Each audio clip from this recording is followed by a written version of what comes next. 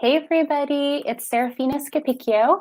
I'm the Director of Philanthropy at San Diego Pride, and my pronouns are she, her, hers. And today, I'm so excited to be joining with you on Giving Tuesday, a National Day of Giving, to talk about queering philanthropy. Why are we talking about queering philanthropy?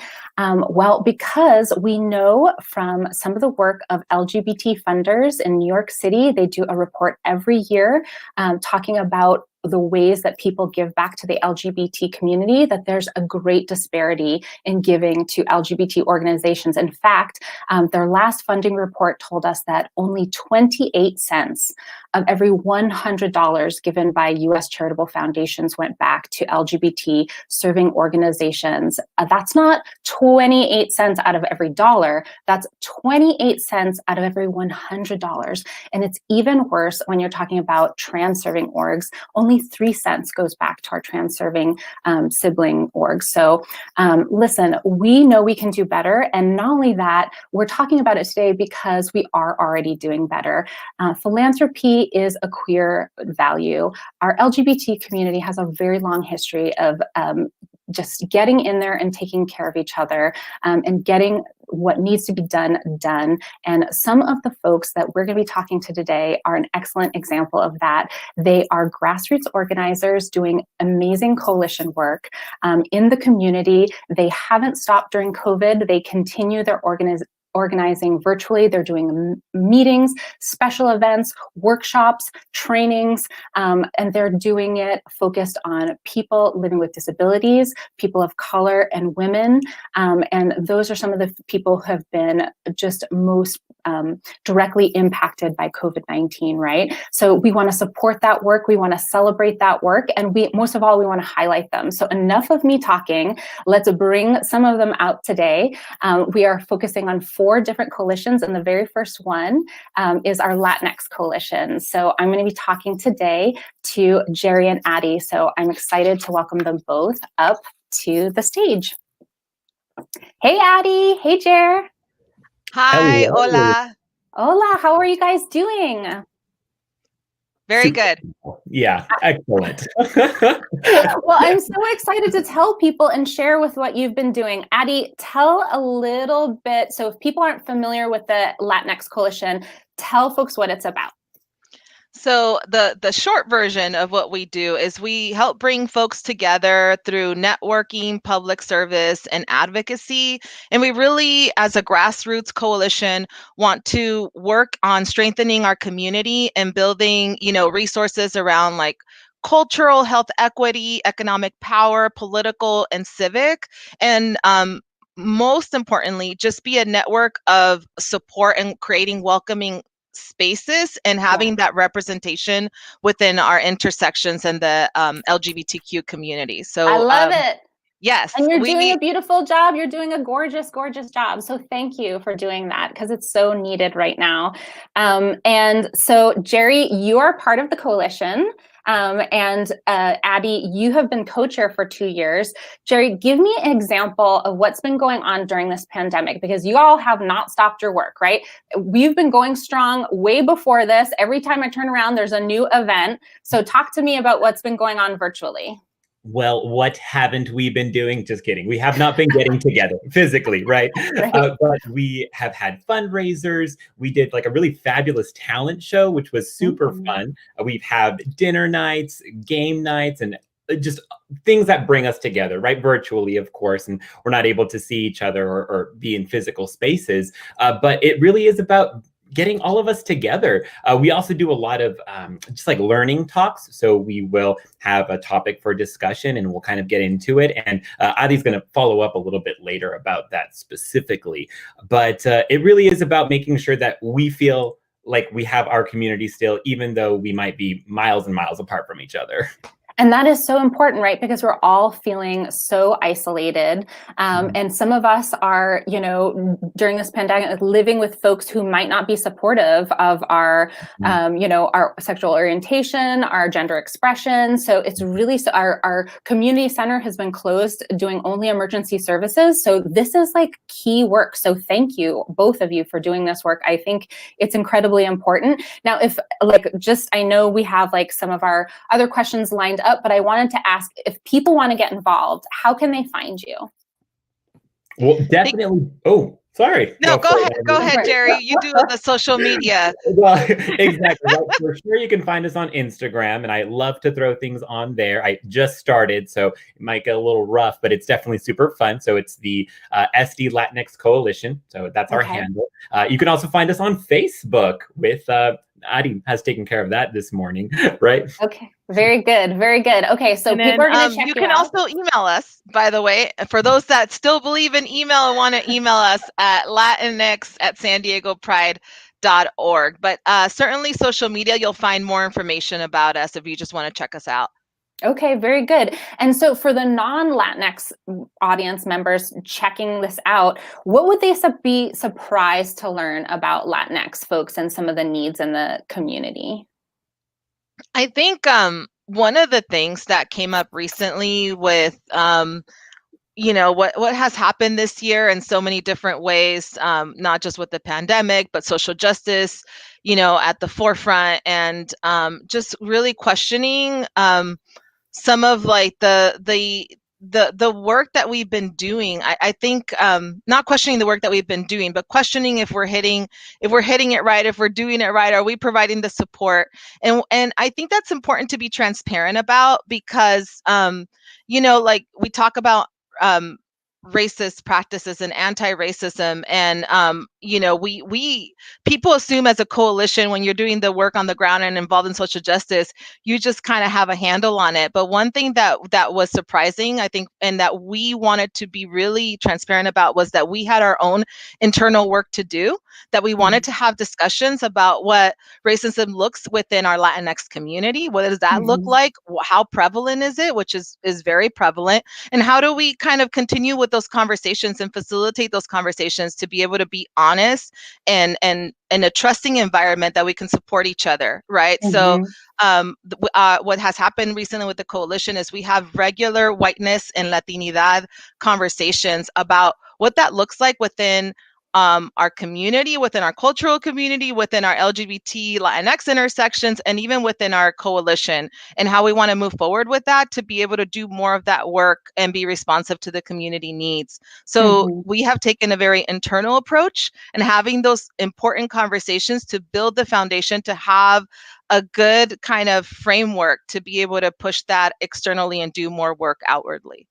Thank you. Thank you so much for doing the work, number one, because nothing can be overcome unless it's faced. But also, thank you for being transparent about that internal work. I think more orgs, more coalition organizers, more mutual aid organizers should say, hey, listen, we don't have all the answers and we need to investigate this, and we're doing this work and it's going to take some time. You don't just wake up woke and like know all the answers, right? And have, know all the lingo. I know in some of my organizing, I've been using certain words and people will DM me and be like, yo, that's not what you should be doing. Here's why. And educating me, there's always more to learn. There's always more folks to hear from, so thank you so much for doing that important internal work and educating yourself, building a strong coalition.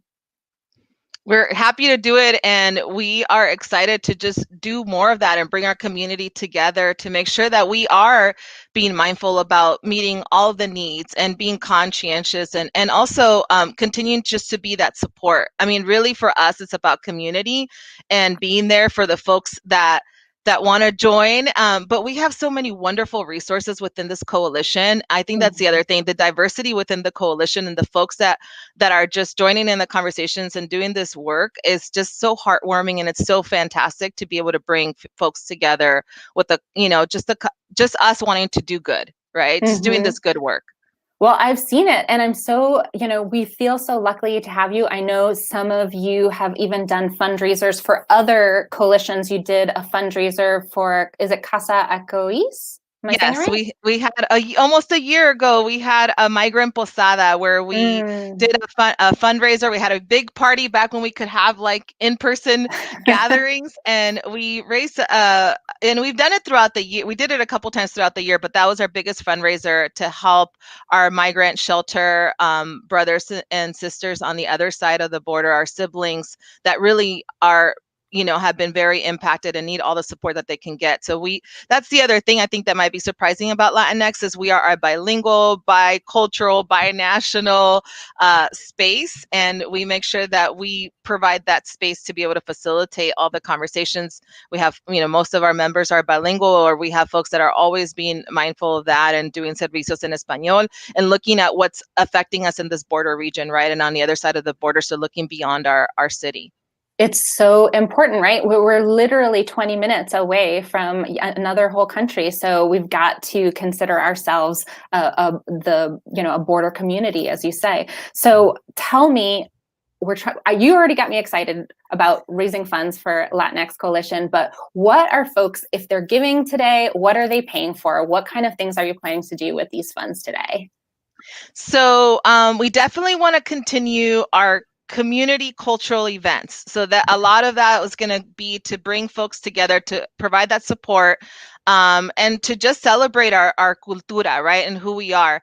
But another thing is, just like I mentioned, is we want to continue and have professionally facilitated conversations about race and anti-racism and what that looks like in our community, how it impacts our community, and what we can do collectively to make that better for everyone, and race awareness. And then the last thing is, as you mentioned earlier, the Latinx community has been severely impacted by the pandemic, and disproportionately impacted. And we want to know where we fit in to be able to do that work and creating like packages or resources to provide to those Latinx members, community members that have been the most affected by this pandemic. I say that public service is a big thing for our coalition, and we, where we're used to doing volunteer kind of, type of a involvement and in person, we want to continue to be able to support our community and to continue a public service where we're at for those that have been the most impacted.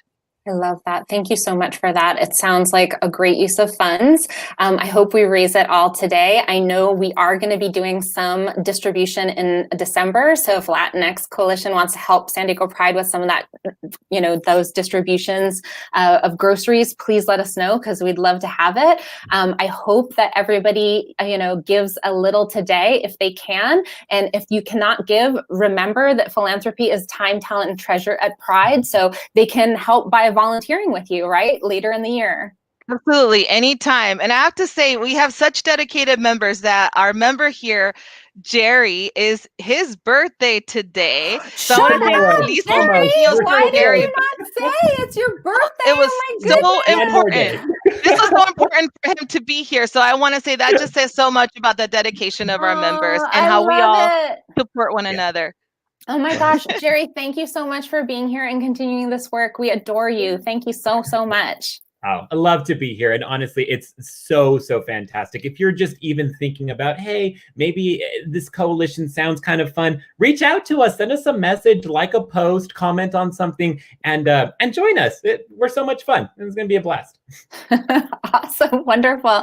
Well, we'll see you out there. And thank you for joining us today. I'm going to bring up my next guest, but enjoy and happy birthday, Jerry. And thank you, Addie. We love you so much.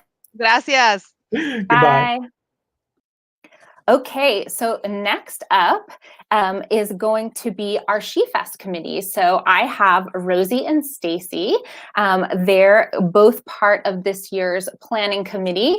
It was a major event because it all went virtual, right? So we had to figure out how to plan a SheFest that usually happens in the park virtually. So come on up, Rosie and Stacy, tell me what you've been doing virtually during COVID-19. Hi, folks. How are you? Hi, Hello.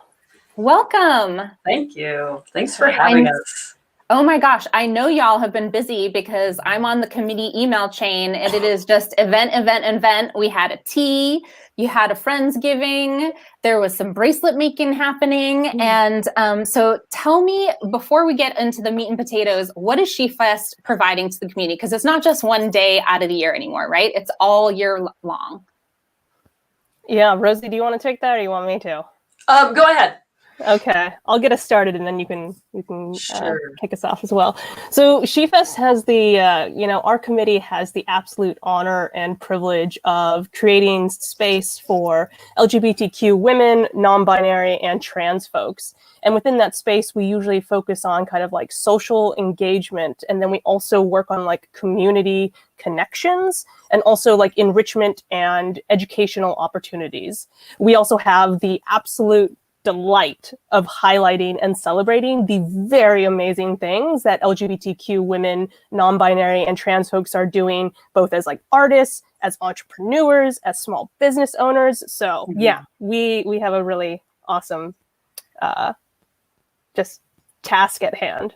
And frankly, Yeah. you have my heart, because when I find a women's event that's also welcoming to our trans siblings, as a lesbian who is married to a trans man, I just like freak out. It is so rare. You want to be part of the community. You want to like hang out with your fam, and then you're like, "Ugh, can I bring my partner?" You know, and it's just such a welcoming event. So you've always had my heart.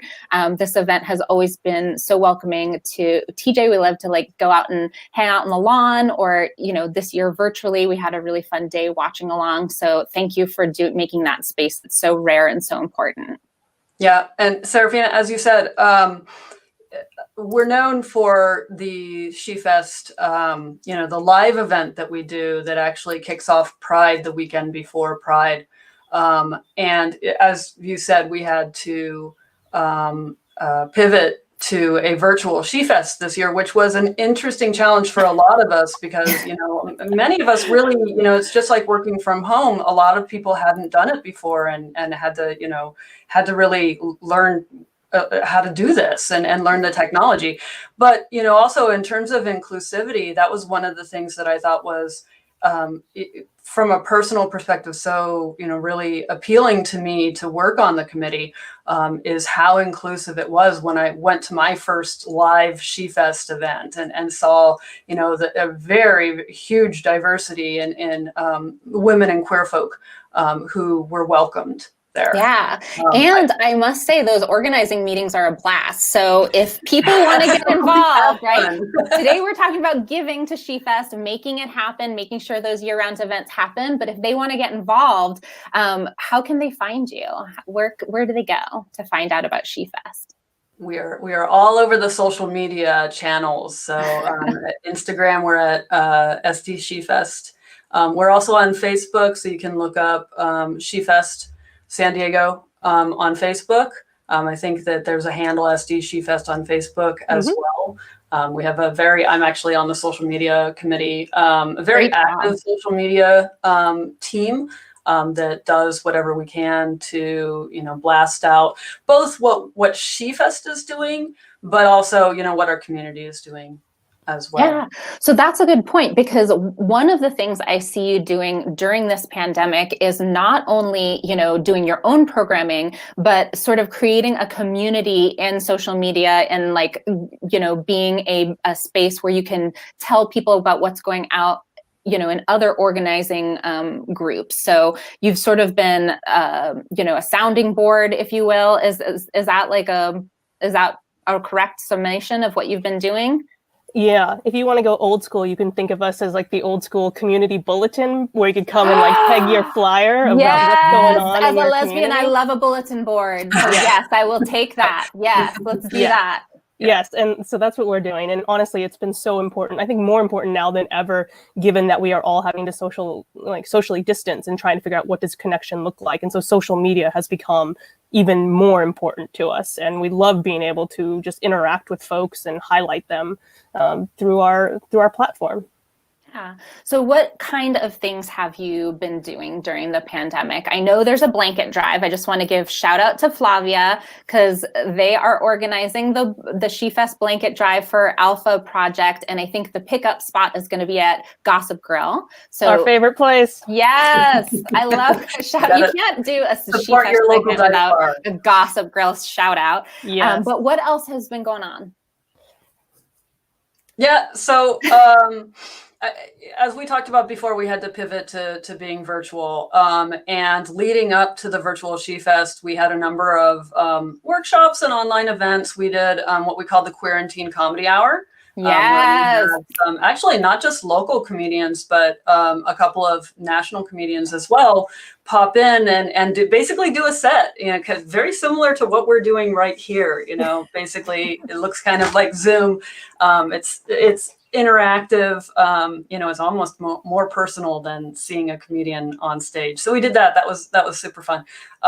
We also have done things like yoga stretch breaks. Yes. What else, Stacey? I mean, your wife has been doing a lot of things. Yes, come on. Your wife is killing it with everything. Yeah. I'm about to sculpt things out of Rice Krispie treats. Am I right? Yes. Yeah. Go ahead. If you join us as a committee member, which we're openly, we're currently recruiting committee members, then you can do our social hour that we do on a monthly basis, and the next activity will be a Rice Krispie build competition, which my wife is spearheading that effort. So. I'm going to blow all of y'all away with my sculpture. It's going to be amazing. I've been to lots of those workshops where they challenge you to engineer with straws. So I've never done it with Rice Krispies. Well, talk to me about what people would be surprised to know about the committee. Yeah. What would they be surprised? Yeah, I mean, I would say that, I think it's important for folks to know that we are 100% volunteer led. Like everyone who is helping put on SheFest is giving of their time and their treasure.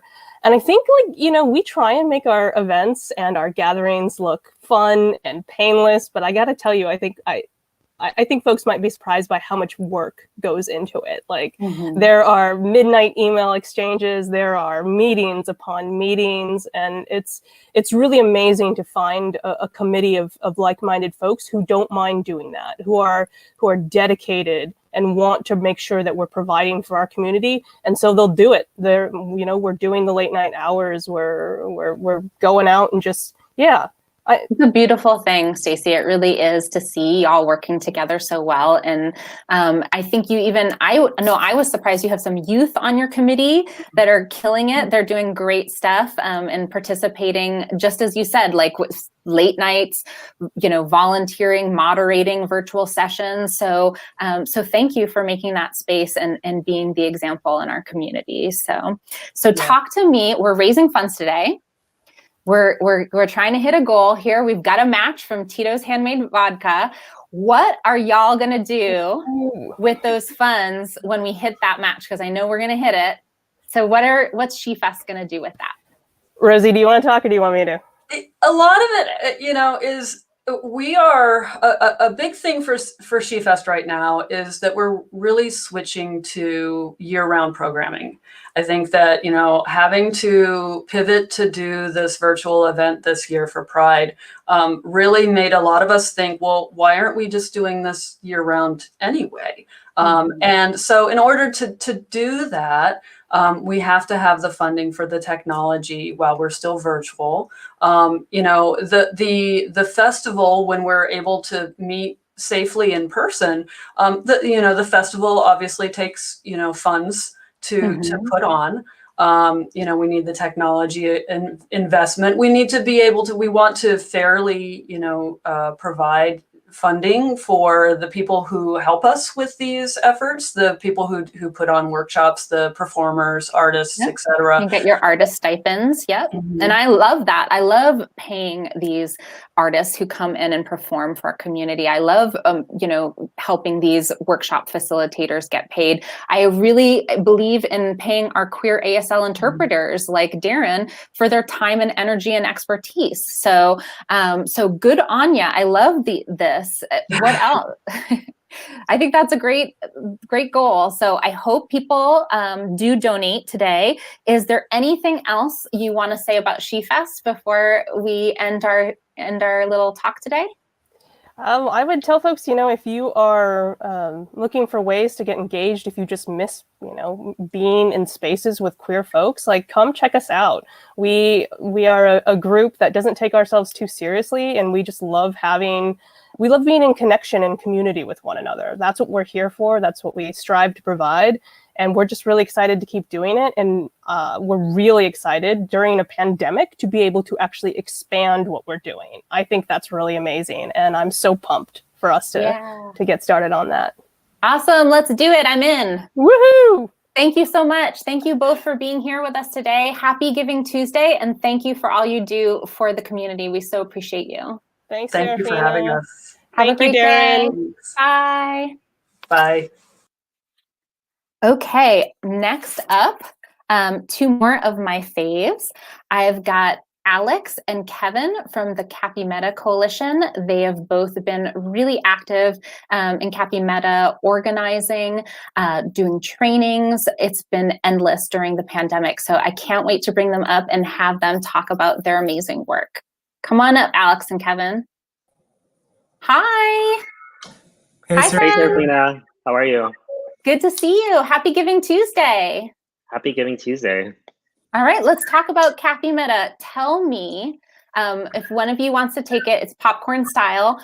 Tell folks if they haven't heard about QAPIMEDA, and I cannot believe they haven't, because you have been doing so much organizing work in the LGBTQ community and outside of it. So if you haven't heard of you, I don't know where you've been, but tell us what it's all about.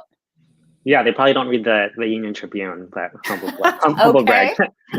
So really, first off, the QAPIMEDA, it stands for Queer APIMEDA, which stands for Asian Pacific Islander Middle Eastern Desi American. It's a lot of letters, but it kind of encompasses that intersection. And the coalition itself is one of the only, if not the only group here in San Diego that really leans into that intersection and advocates and helps create spaces for the intersection. So what we try to do here is create safe, welcoming spaces for people that live on that intersection and build capacity and leaders within the LGBTQ community. And I have to tell you, you've been doing just an absolute gorgeous job. So thank you both for showing that leadership. We're so proud of the work you've done. And can you tell folks a little bit, I know you were doing so much, you know, in person prior to COVID-19, but I feel like since COVID-19, you've just ramped up and the workshops and the trainings have been nonstop. So Kevin, do you want to talk a little bit about how you've been able to advocate for the community and provide space during the pandemic? Sure. As you know, Alex mentioned, this coalition is really by QAPIMEDA folks, for QAPIMEDA folks, and of course we welcome allies. And so in that vein, you know, we've created programming that members have asked to do. So, you know, we have virtual happy hours, you know, everything is virtual nowadays. We have someone in our network that wanted to do a whole series on mental health and breaking down barriers of what it means to get self-care. And so we had a part series in collaboration with Jewish Family Services, just talking about what it means to take on self-care and how do we reject certain norms around self-care. And it's been decolonizing self-care. It was amazing. Exactly. It was amazing. You should be so proud. Yes, exactly. And of course, the big thing, you know, of course, during the pandemic, there's been a lot of anti-Asian sentiment, unfortunately. And the awesome thing is that Alex here led the effort with other Asian-based organizations here in San Diego to create a joint statement against anti-Asian sentiment and hate. And it has further developed into this beautiful coalition of Asian organizations here in San Diego. And so maybe Alex can talk a little bit about that, because Yes. it's a beautiful, beautiful collaboration all across San Diego. Yeah, early on during the pandemic, there was a lot of anti-API hate that was going around. People were experiencing violence here in San Diego and other parts of the country.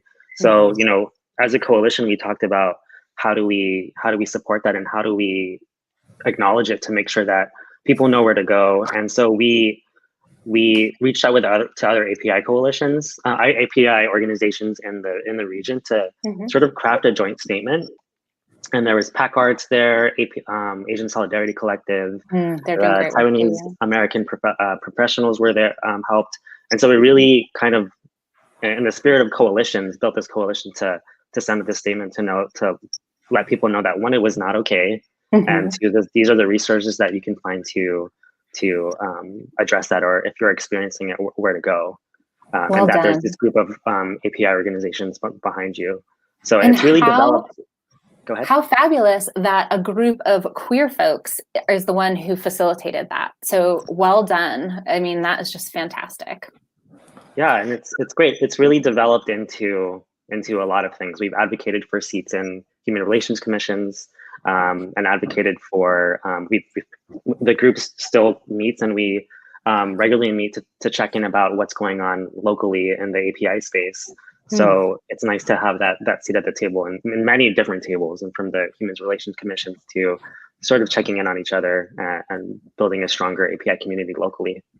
So a little bit more on that educational piece that you were talking about. What would folks who are not within, the API community be surprised to learn about QAPIMEDA? Like, what would surprise them about this coalition, or what would they be interested to learn? Let's put it that way.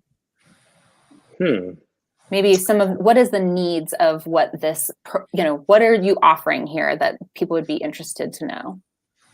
Yeah, I mean, we're sort of offering two tracks, right? We're just creating a space where people can, kind of exist in that intersection and be 100% themselves. So there's fun spaces where we have a sad boy happy hour where we're just sharing our favorite, emo music during the pandemic. We have a QAPIMEDA clubhouse where some of us dressed up, or we made our dogs dress up. Shout out Regine. Of course. During Halloween. So we're creating that space, and that's the start of it is making sure that people feel welcome.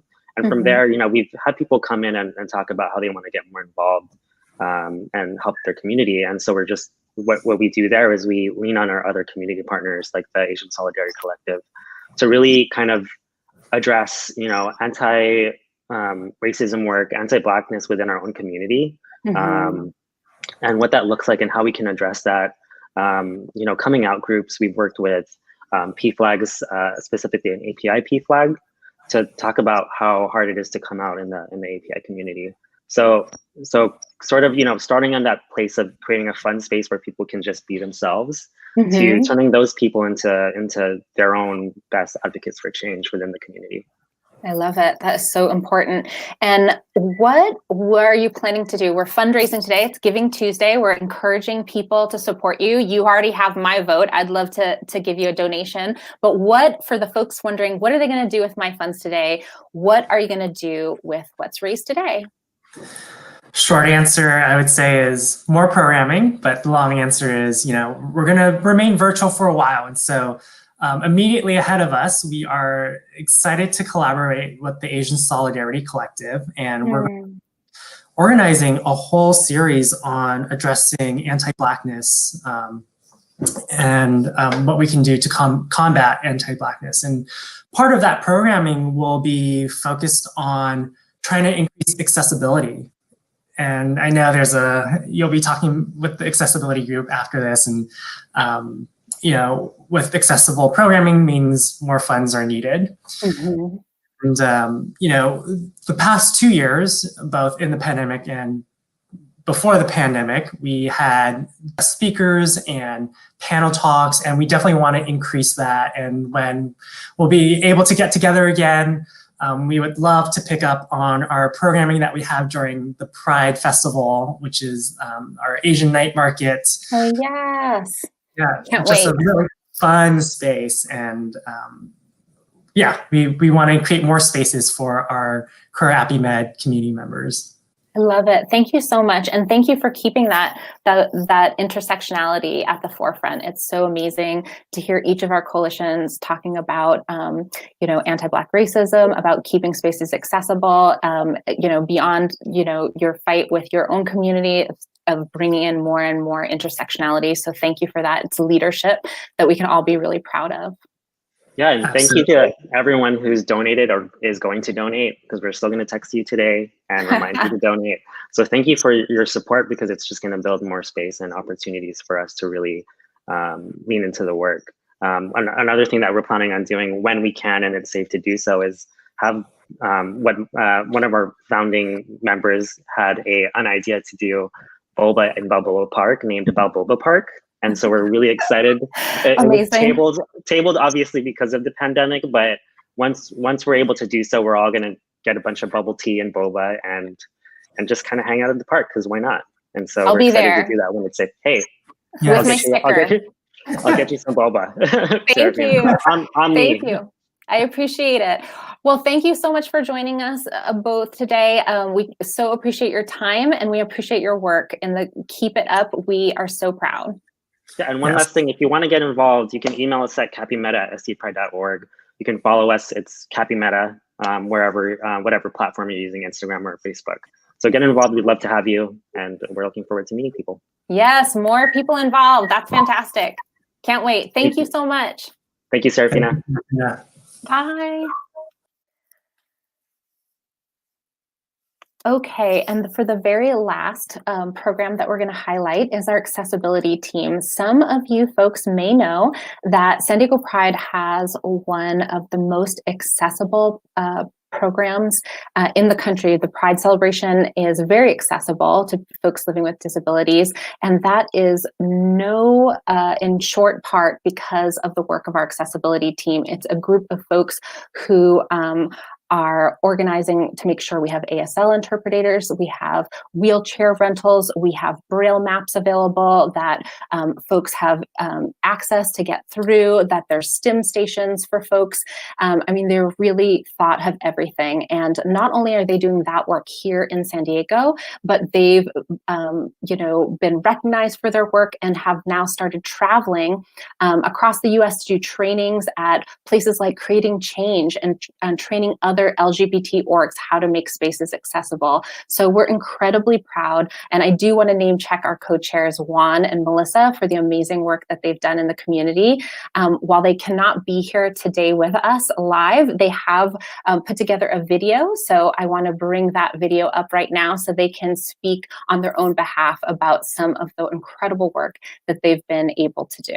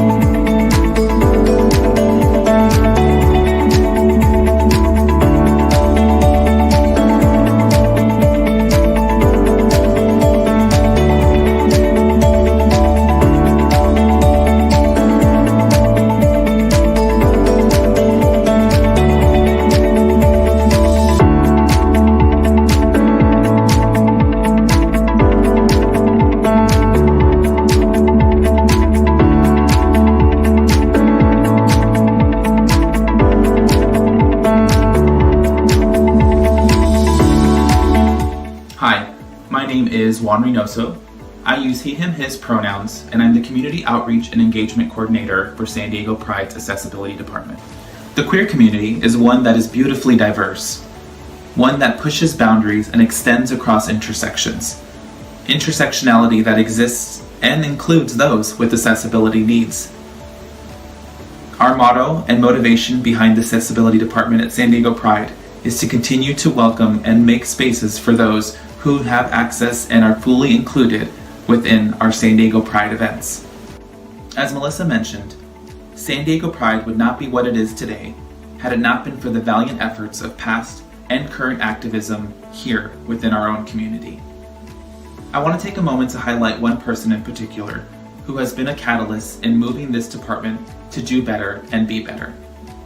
Jen Russell, our past accessibility manager, we thank you so much for continuing to be a beacon of light and a voice of advising and activism within your community and our very own.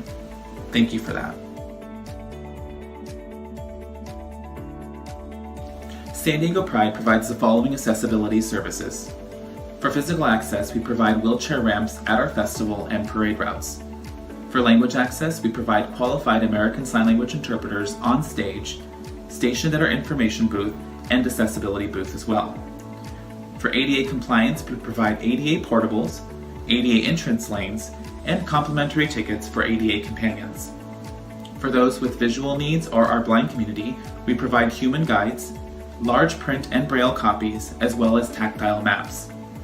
Recently, we've included those who might have spectrum disorder by including a sensory break station at our festival. Unfortunately this year, due to COVID-19, we are unable to have an in-person event. Instead, virtual Pride this year will be included with closed captioning, live qualified American Sign Language interpretation, as well as full transcriptions of the day, as well as 2 days after the event. We hope you can join us. Thank you very much.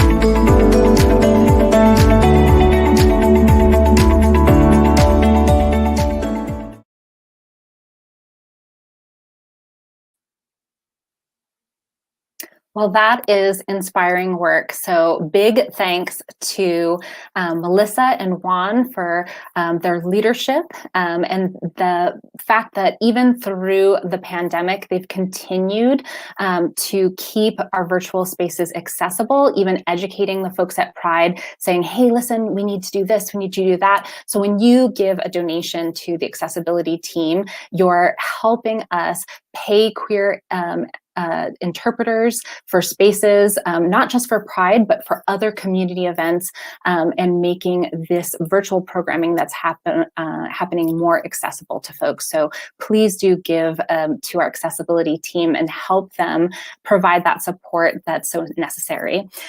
So thank you, everybody. That's all we have for today, but I hope you're as inspired as I am by some of these folks working on our front lines and doing this fantastic organizing. I hope you feel inspired to give here on Giving Tuesday. And remember, we are absolutely counting you as a philanthropist if you can give time, talent, or treasure. So we'll take it all. Please support San Diego Pride today with one of the above. And I do want to give a quick shout out to our sponsor, Tito's Handmade Vodka, who gave us a very generous $3,000 match to kick off the day. And I'm happy to report we have made that match. So we have $6,000 already coming back to these amazing programmings at Pride that are happening year round. So thank you for joining us. And if you haven't already, please do give. We haven't yet made our overall $10,000 goal. We'd love to have you be part of it. And please don't forget, tonight is the Tree of Life ceremony for World AIDS Day. It's also, it's Giving Tuesday, but it's also World AIDS Day. So please join us. Shout out to Mama's Kitchen, who's making this amazing event happen, even virtually this year. We'll so miss gathering around the tree together as we always do, but we'll be celebrating safely from home, okay? Thank you. Stay safe out there, and happy Giving Tuesday.